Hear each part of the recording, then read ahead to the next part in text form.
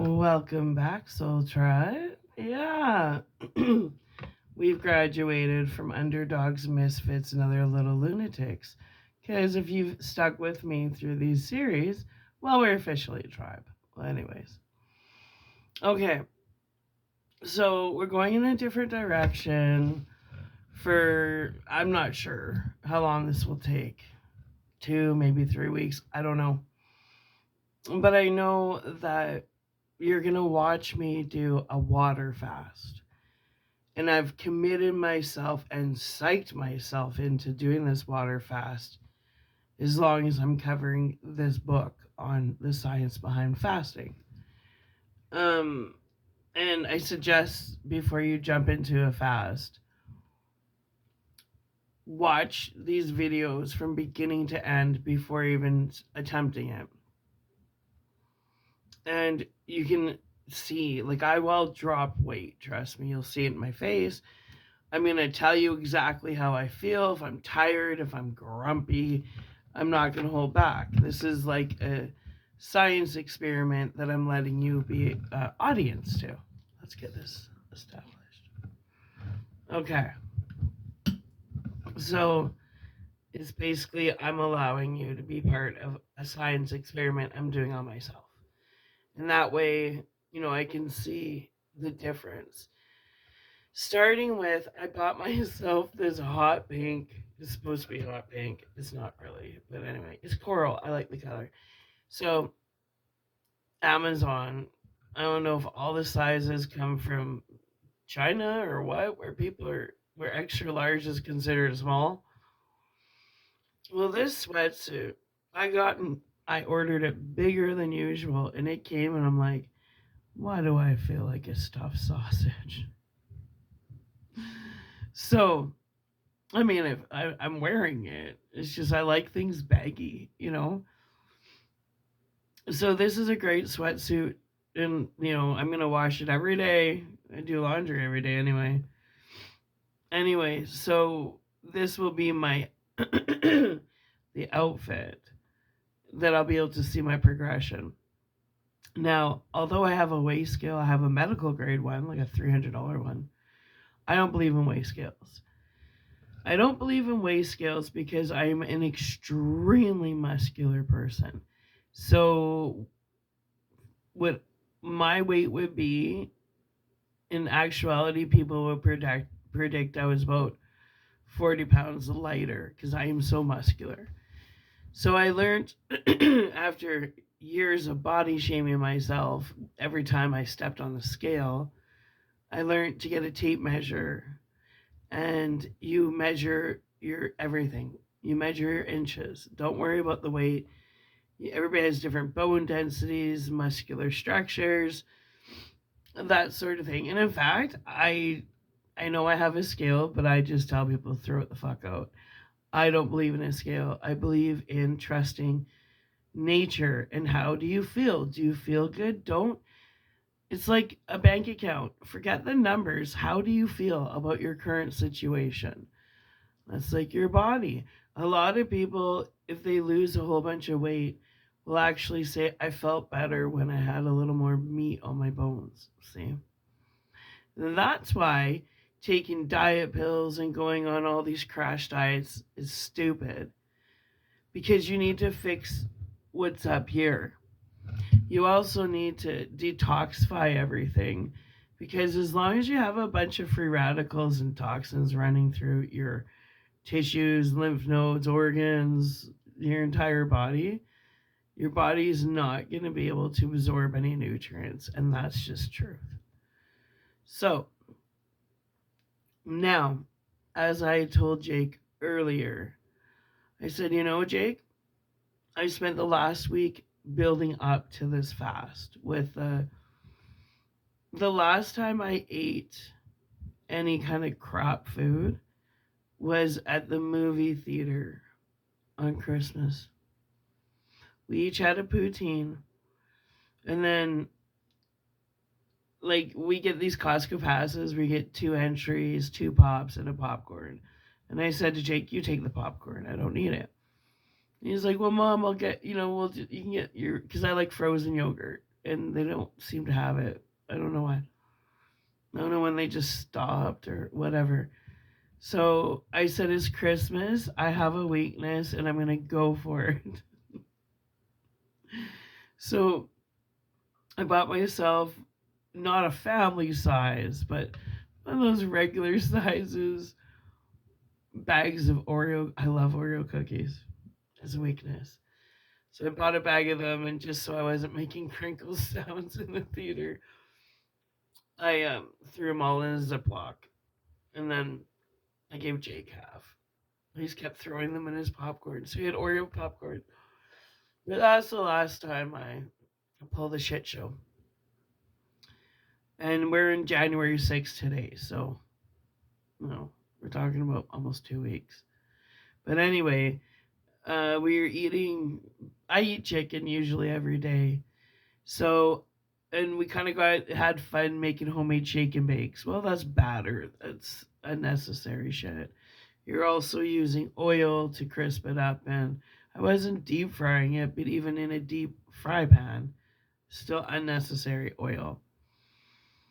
So, cut that out about a week and a half ago. Went down to just marinating my chicken thighs, and how I marinated them was a no salt seasoning and milk with a little oil. Now I marinate that overnight, and I'm telling you that milk, and I use instant milk, by the way. The chicken just falls off the bone. Marinated overnight with some, like, make up your instant milk. Make it thicker than you would. But the secret to instant milk is don't make it with. You gotta make it with room temperature water. Use boiling water; it'll coagulate and it's gross. So, anyways, so it went from these battered chicken to just a seasoned, milk marinated, overnight, tenderized chicken thigh. And you wouldn't be amazed at how crispy the skin gets because of the instant milk. I never would have thunk, right? Sorry, you got itchy nose.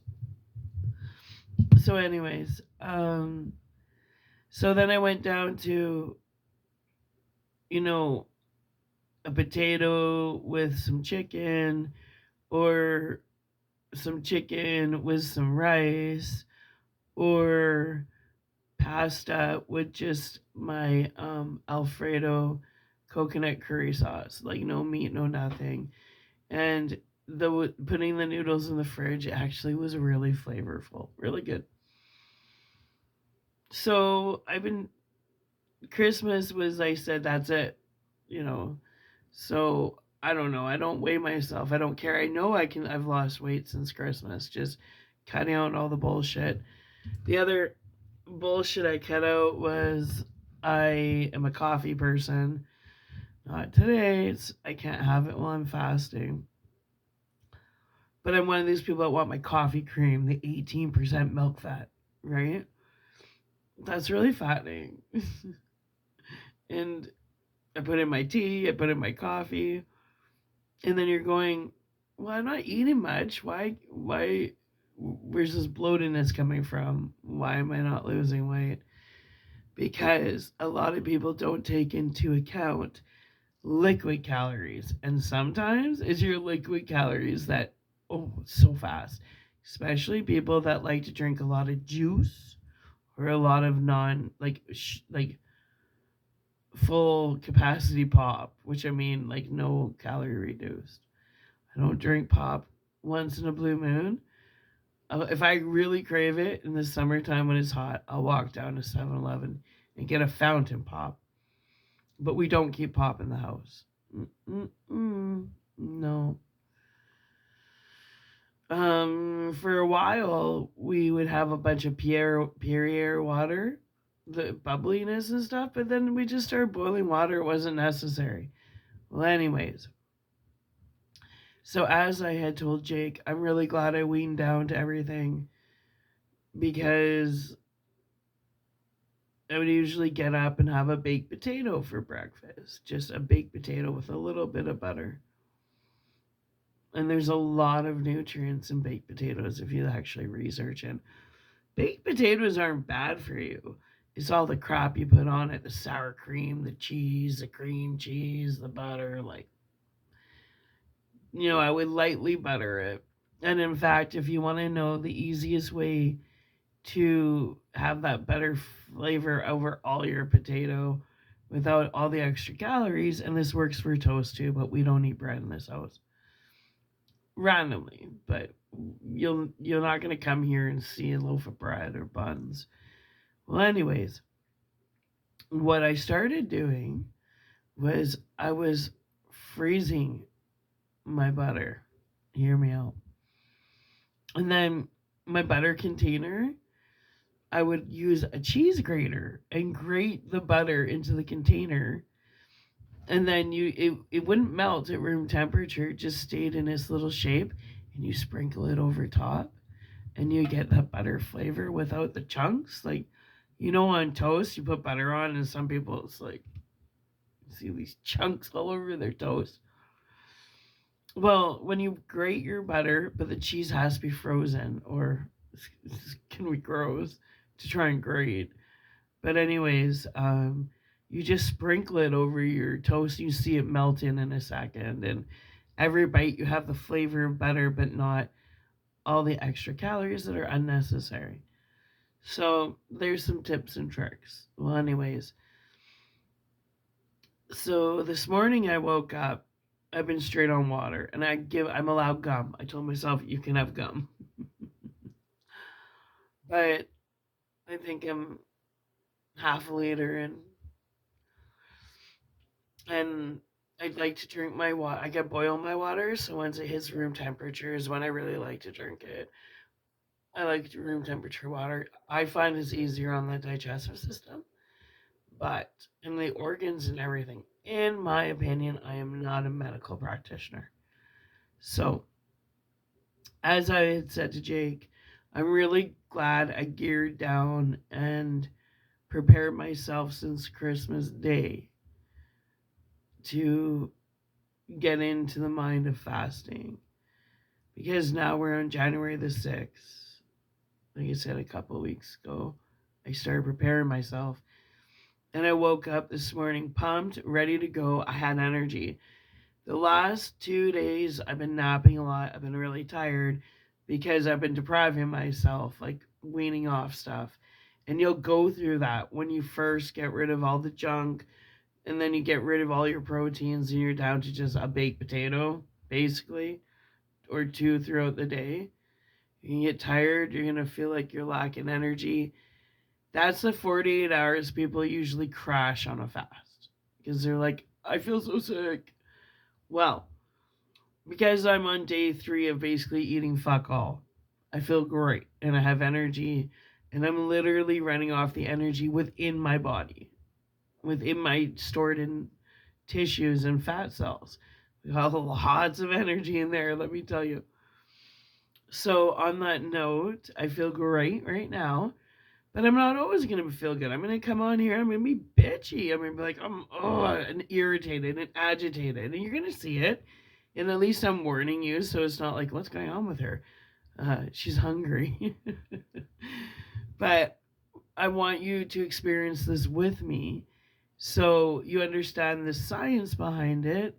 You see what you're up against, and you're not walking blind into doing your own fast. So welcome to my science experiment. I'll call this Weird Science. Weird Science. Video 1. All right. All right, tribe. Let's get into it. So this book is called The Science and Fine Arts of Fasting by Herbert M. Shelton. So that's HerbertMShelton. Let's go. Let's do this. Okay, what does it say here? Copyright 2013. Okay, cool. United States of America. And can I read without my glasses? We'll see. Oh, he's a doctor. Published by Dr. Shelton's Health School. Oh, cool. San Antonio, Texas. Oh, even more cool. It's a hygienic system orthotropy or orthotrop orthotropy trophy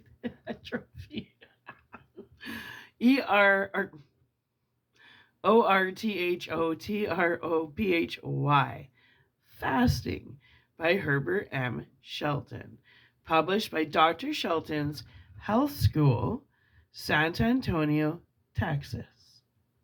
First edition, 1934. Third revised edition, 1950. Fourth revised edition, 1963. Cool. So this is old. Like, you know what I mean? It's not like all this new age bullshit. This is a doctor from like 100 years ago. I like it. Okay, let's get the light situated. Perfect. It says, turn up the volume, bump it up, bump it up. Okay. Want an appetite? Want an appetite. Want of appetite is not always a morbid symptom, not even a sign of imperfect digestion. Nature may have found it necessary to muster all the energies of our system for some special purpose, momentarily of paramount importance. Organic changes and repairs, teething, pleuritic eruptions, and the external elimination of bad humors, boils, etc., are often attended with a temporary suspension of the alimentary process. As a rule, it is always the safest plan to give nature her own way. Oh, do I agree on that? Yeah. Well, that was by Felix L. Oswald. All right.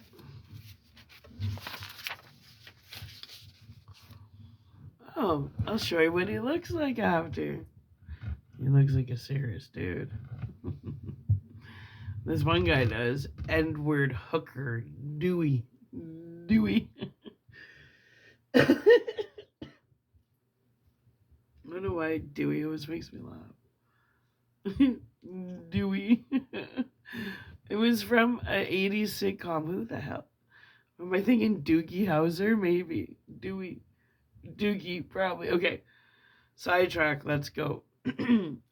Dedication to a new era, which has just begun to glow in the gold red light of Eos, the goddess of dawn, while the deluge of medieval superstitions is fast assuaging, and many a submerged truth has reappeared like a bequest of a former and better world to stand as waymarks on the road to a true science of life.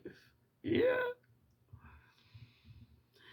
Its name a prophecy that links his destiny with invisible but strong ties to the fate of the dainty butterfly, a groveling grub entombs itself as a chrysalis in a cocoon whence it comes forth, a being of celestial beauty, a winged flower of rainbow colors and pure silk, a fitting emblem of the fruition of life's renewed effort to assert its original purity and healthfulness.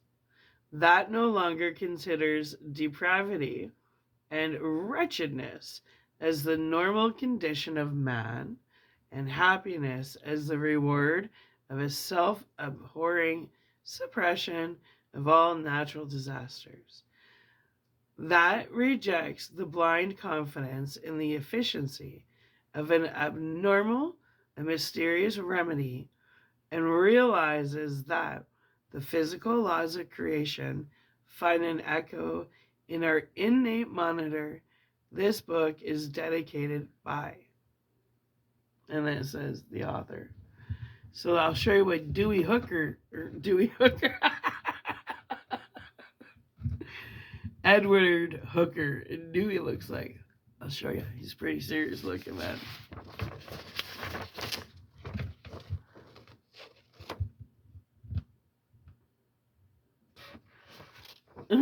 He's pretty serious looking him up. All right.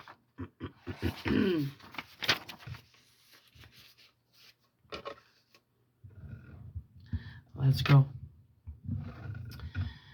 Pure joy is never pall. Uniformity is uniform happiness.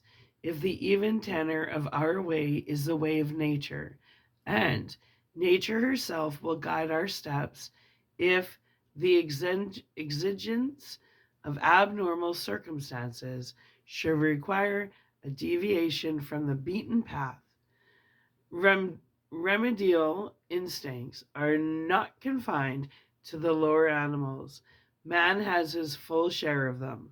The self-regulating power of the human system is as wonderful in the variety as in the simplicity of its resources.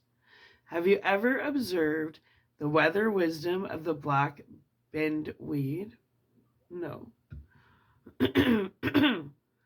How its flowers open in the morning sun and close at the approach of the noontide glare, kind of like morning glory. My grandma loved morning glory. Anyway, how its tendrils expand their spirals in a calm but contract and cling, as with bands, to their support when the storm wind sweeps the woods. With the same certainty, our dietetic instincts respond to the varying demands of our daily life. Without the aid of art, without the assistance of our own experience, they even adapt themselves to the exigencies of our abnormal conditions, and our interference alone often prevents them from counteracting the tendency of dire abuses. All dietetics needs of our body thus announce themselves in a versatile language of their own, and he who has learned to interpret that language nor willfully disregards its just appeals may avoid all digestive disorders, not by fasting if he is hungry, or forcing food upon his protesting stomach, not by convulsing his bowels with nauseous drugs, but by quietly following the guidance of his instincts. Yeah, bud. Well, nature's health laws are simple. The road to health and happiness is not the labyrinth maze described by our medical misogynists. In pursuing their dietetic codes, one is fairly bewildered by a mass of incongruous precepts and prescriptions, laborious compromises between old and new theories, arbitrary rules, and illogical exceptions, anti-natural restrictions, and anti-natural remedies, baby. Their view of the constitution of man suggests the King of Aragon's remark about the cycles and epicycles of the Ptolemaic system, Ptolemaic system. That's right. Anyway, it strikes me the creator might have arranged this business in a simpler way, right? No shit. Felix L. Oswald. Wald. Debated by the family, and I left with the issue in what?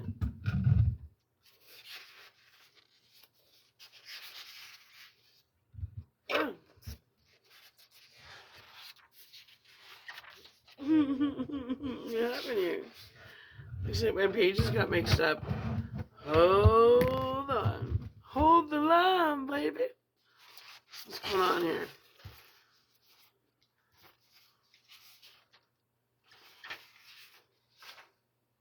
Oh, that's why.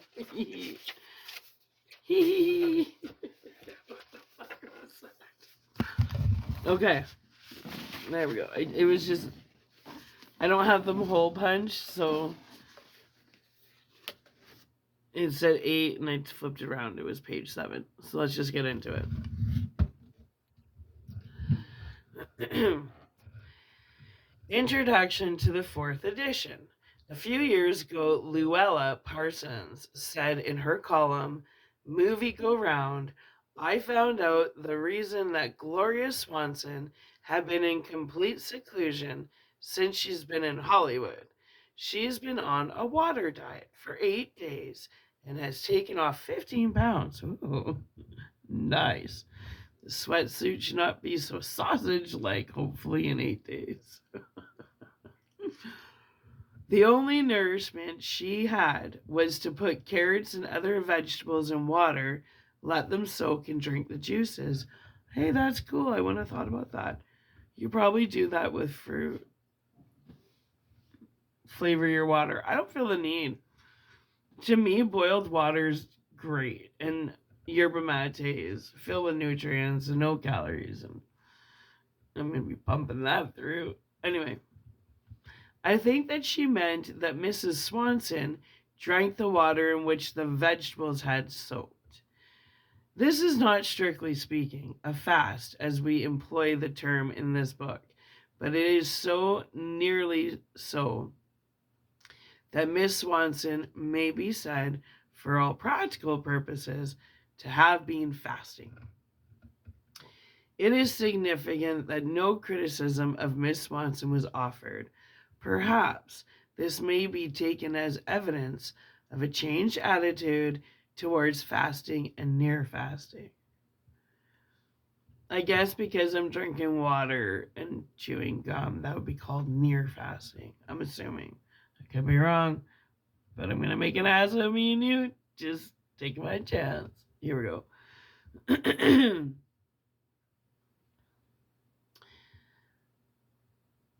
It is significant that no criticism of Miss Swanson was offered. Perhaps this may be taken as evidence of a changed attitude towards fasting and near fasting.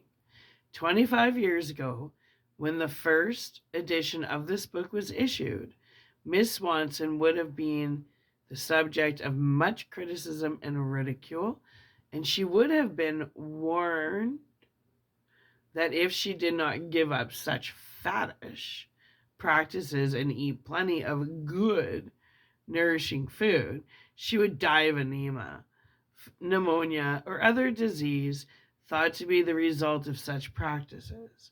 Indeed, she might have been warned that if she kept it up, her heart would collapse and she would die. In 1927, I was called to see a woman in New York City who had been suffering for an extended period and who had been under the care of a number of the most expensive specialists and medical professors in the city. She had had a number of fancy and expensive examinations and one exploratory operation, and had been the victim of 2 or more consultations.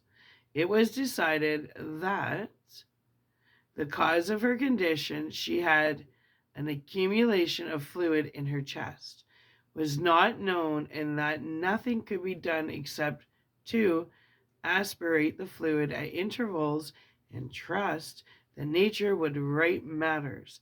She was made weaker by each aspiration and did not recover from one before she needed another.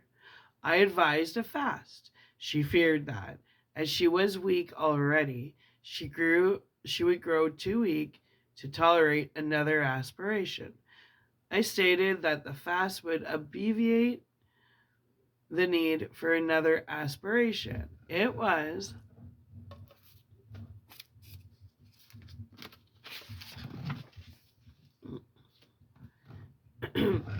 debated by the family, and I felt with the issue undecided.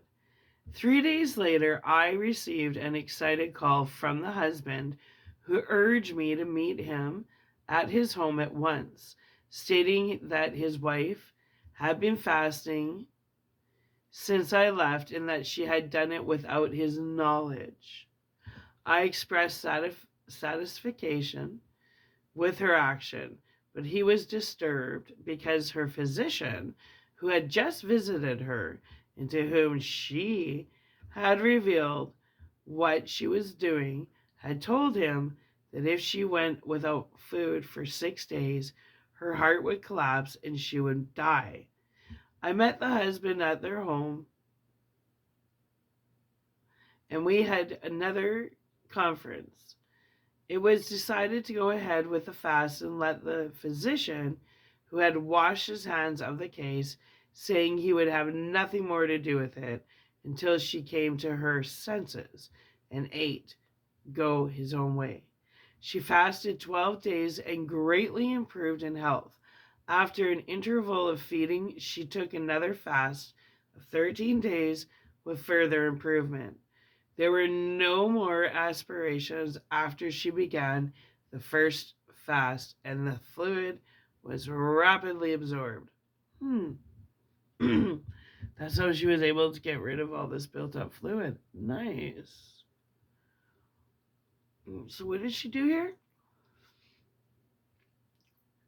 I met the husband at their home, and we had another conference.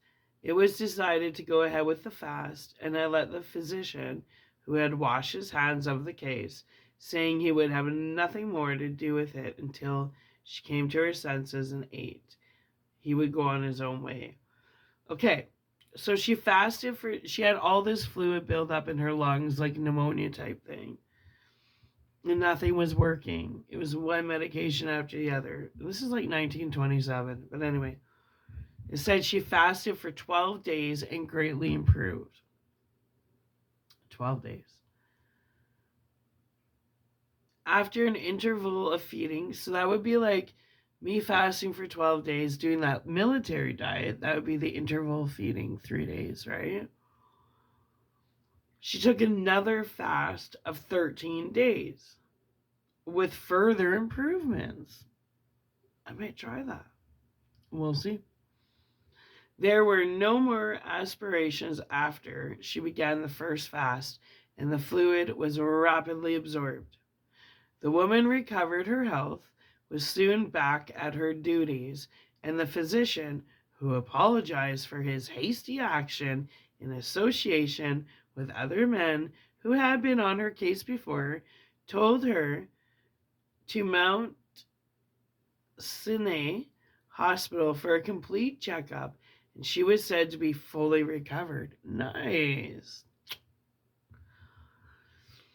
The physician said that he had been reading up on similar cases, and he had found that in Germany they were using fasting in such cases with good results. Strangely, he was unable to find these German references before I placed her on a fast, and was unable to offer her any genuine hope. At any rate, the belief that fasting causes the heart to collapse has been left behind, and the fear of fasting that once existed has been weakened. Nice. Although at times there appears to be an awakening interest in fasting in the medical profession, the signs prove to be illusory. The profession never gives up its search for cures. In these, it seeks almost exclusively in the realm of poisons, in the exotic adventitious and hurtful. The unending search for new and more effective cures signifies the lack of valid underlying principles to guide the physician in his care of his patient. Perhaps at no other period of history has there been such a rapid turnover of cures as we have witnessed during the past 25 years. Yet, at no time in all past history has there been such a rapid increase in the incidence of and mortality from disease. With all the failures of all the cures of the past 2,500 years, the search still goes on for foreign and inventous substances with which to cure disease, and no attention to give to the management of the normal things of life to the end that a means of recovery may be found in these elements of living. In no other area of human activity has any end ever been pursued with a more obsessed devotion and less appropriate technique than has been the search for cures. This search for cures in exotic sources stems from a totally wrong conception of the nature of disease and from a wholly mistaken view of its causes. For people are willing to admit that their imprudences in living are responsible for their diseases. They think that disease is something independent of their bodies, that it is even an entity with an independent existence that attacks them under circumstances over which they have little or no control. It is to their misfortune rather than to their misconduct that they owe their sickness. This view relieves them of all responsibility for their condition and makes them unfortunate victims of forces beyond their control. Hence, their implicit faith in the power of drugs to cure them. That is, to exorcise the attacking germ or virus. Believing disease to have a separate existence, they are easily led to believe that a drug or a combination of drugs can be well again, which finds the view financially profitable.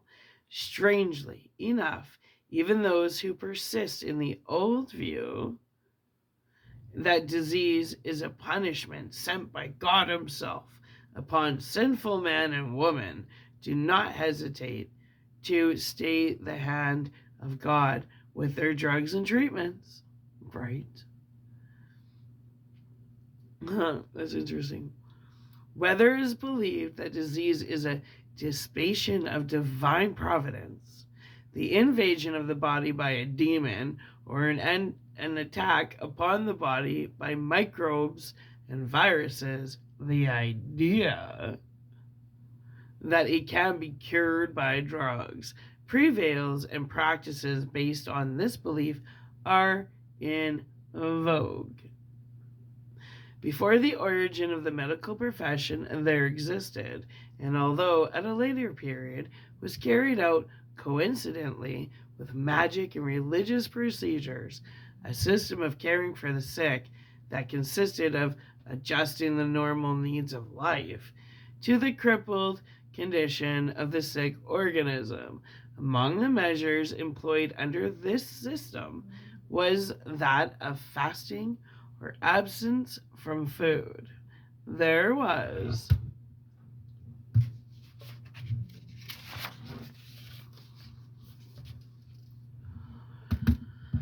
also a closely related procedure that consisted in feeding foods in smaller amounts or in feeding only certain easily utilized foods.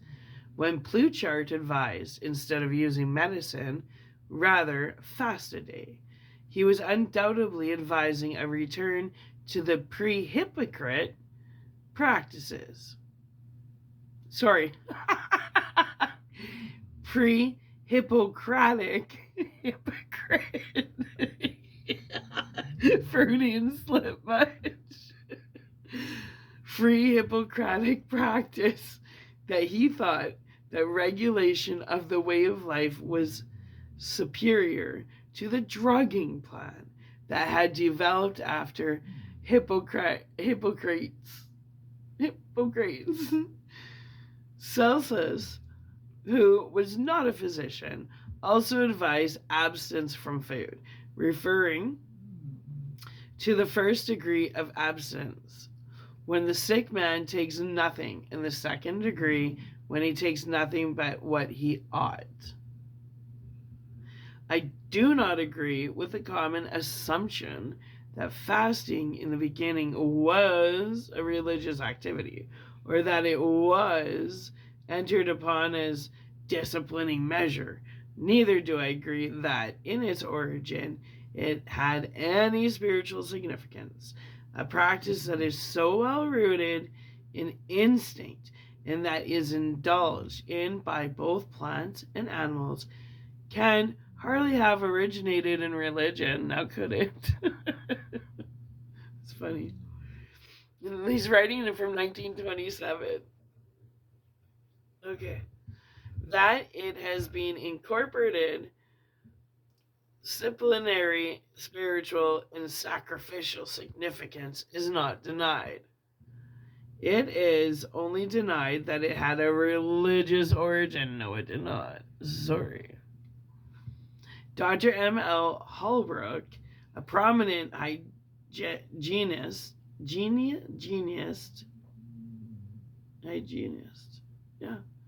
of the last century, declared, fasting is no cunning trick of priestcraft, but the most powerful and safe of all medicines.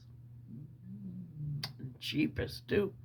Well, everything according to law is the testimony of scientists. Man becomes possessed of earth's treasures as soon as he learns the laws of their production.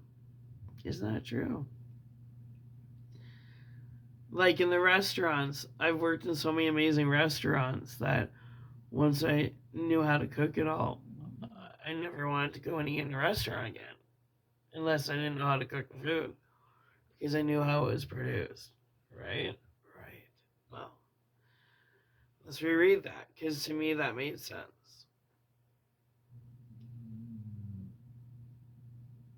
Where was it?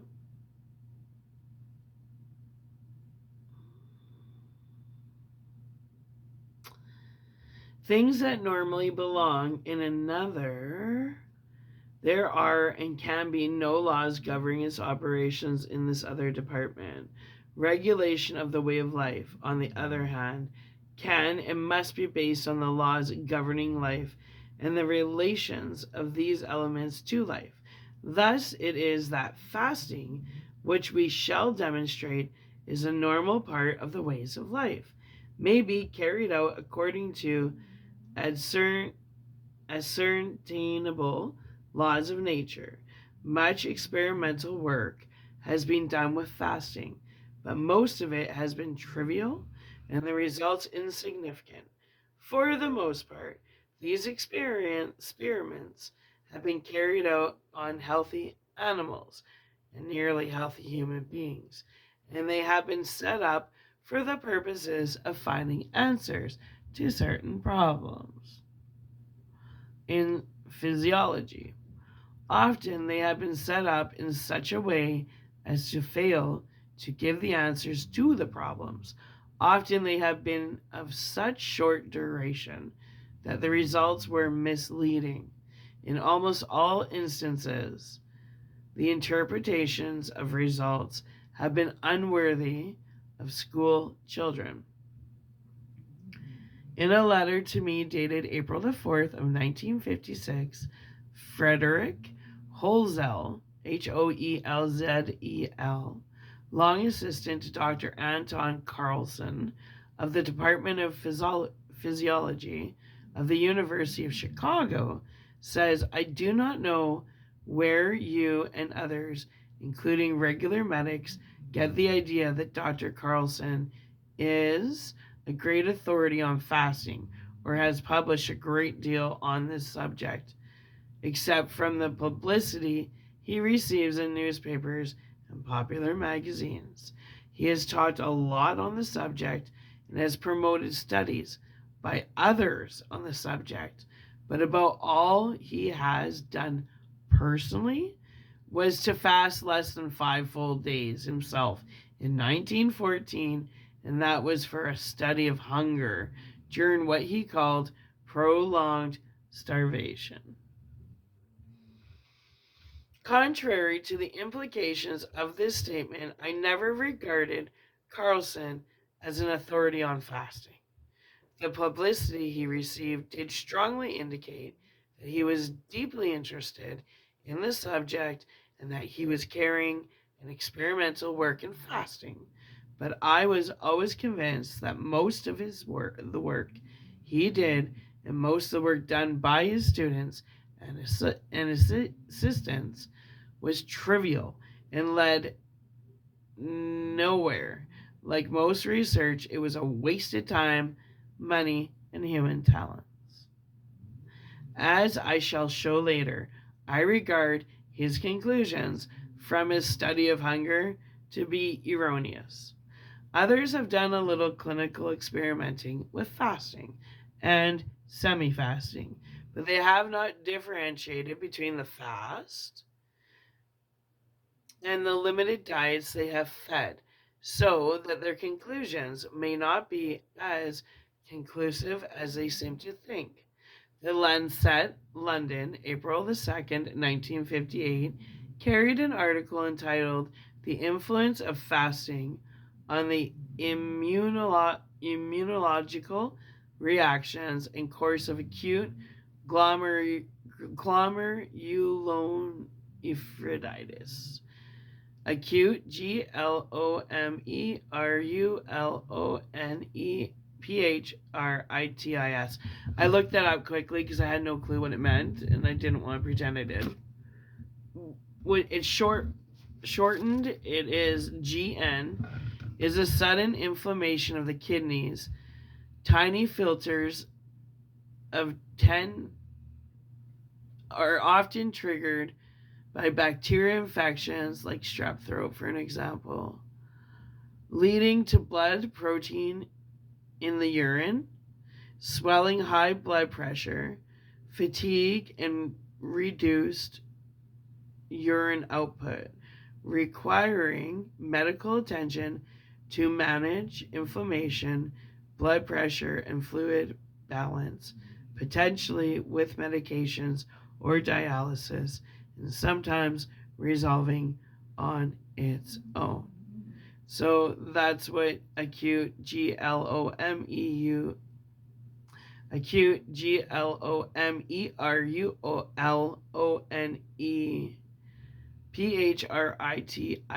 means. I'm gonna look this stuff up so so we have a full understanding of this whole thing, right?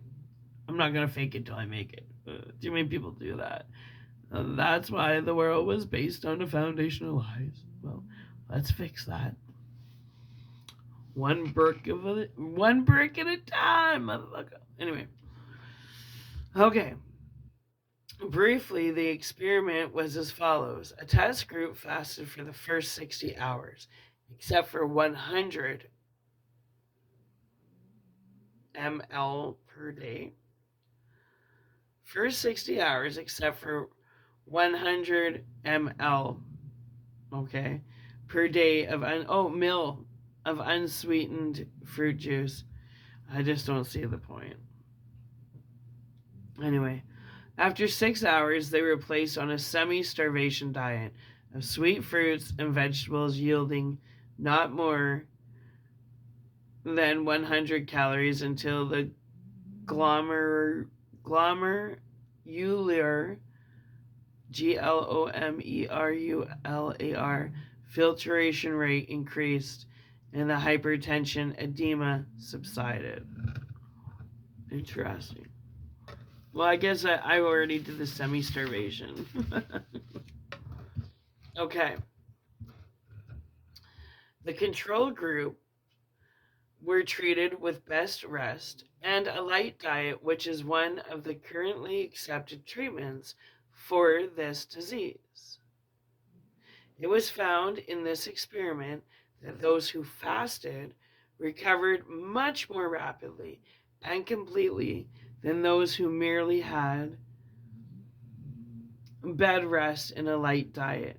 But the test group did not have a full fast, nor was the period of abstinence of sufficiency long duration to provide full results. Such tests may have some value, but they certainly fall far short of what is required to determine the value of the fast. Another series of clinical experiences that have but limited value are those that have been carried out by Walter Linen Bloom, MD, in the Piedmont Hospital, Atlanta, Georgia. His employment of the fast has been in cases of obesity, all cases being what he described as healthy subjects. They lost weight, they suffered no inconvenience from hunger, they found fasting easy, but they provided Bloom with no experience or observations that are of dramatic significance.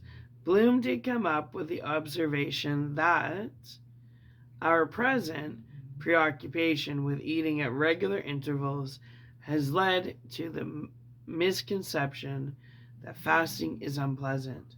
His observation shows it to be otherwise.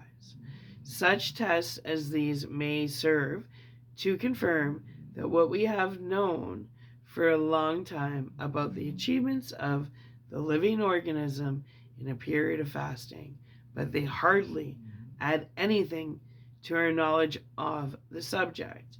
In this instance, in the popular accounts given of Bloom's work, readers were warned not to undertake a fast except under the care of a physician who would have knowledge of how to properly conduct a fast, because if they had heart disease or liver or kidney disease or anemia, disaster might result. Had Bloom carried out his studies in the sick, he would have known how much benefit patients with these diseases might receive from a properly conducted fast. My opinion is that the time has arrived when the fast should receive more attention and approval. Slowly, the ignorance of the past 3 centuries is being dispelled, and it is becoming more and more apparent that our fathers and grandfathers were wrong in their determination to feed the sick plenty of good nourishing food. Today, the oldest natural resort in sickness is about to be re-recognized, and mankind is again to benefit from a measure that should never have been abandoned, whether for drugs or for something else. It does not matter to me what the medical profession elects to do. The public is the important factor in this recognition. Cool.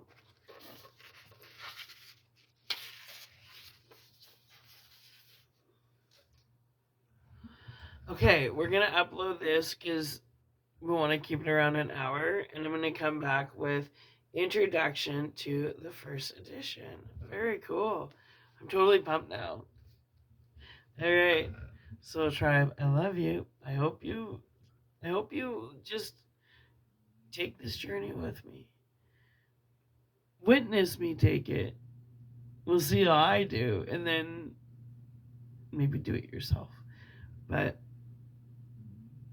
hey, you gotta feed yourself with food, or you gotta feed yourself with knowledge. That's nutrition for your soul. Soul tribe. Okay, I love you. I'm gonna upload this, and we're gonna come back with introduction to the first edition. That's right. All right. Here we go.